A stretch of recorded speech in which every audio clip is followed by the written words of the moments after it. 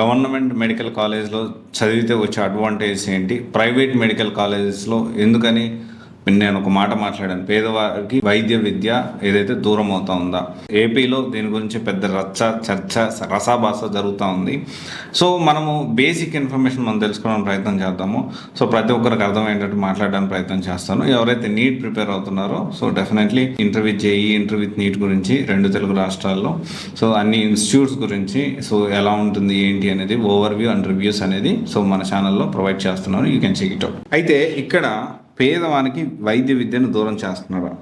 So అసలు మన ఆంధ్రప్రదేశ్లో చూసుకుంటే గవర్నమెంట్ కానీ ప్రైవేట్ కానీ కలిపితే 33 ఉన్నాయి. సో గవర్నమెంట్ అయితే 13 ఉన్నాయి, 19 ప్రైవేట్ ఉన్నాయి, ఒకటి ప్రైవేట్ డీమ్డ్ యూనివర్సిటీ ఒకటి ఉంది.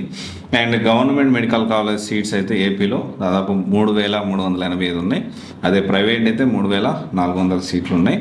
కొత్తగా 14 కాలేజెస్ లాస్ట్ ప్రీవియస్ గవర్నమెంట్ ఏదైతే ఉందో గవర్నమెంట్ అనేది దాని కొంత కన్స్ట్రక్షన్ చేయడము, ఒక 4 కాలేజ్ సో ఇప్పుడు కొత్తగా దాన్ని ఇనిషియేట్ చేయడము, ఆ తర్వాత వచ్చిన గవర్నమెంట్ పబ్లిక్ ప్రైవేట్ విధానంలో దాన్ని ప్రైవేట్ పరం చేయడానికి చేసేశారు. దానికి టెండర్లు పడడం ఎంతో జరిగింది. అయితే ఇక్కడ మనం ప్రైవేట్ మెడికల్ కాలేజెస్ విషయం అయితే ఏదైతే ఉందో ఖచ్చితంగా ఇది ముమ్మాటికి ప్రైవేట్ పరం చేయడం అనేది పేదవారికి వైద్య విద్యని దూరం చేసినట్టే.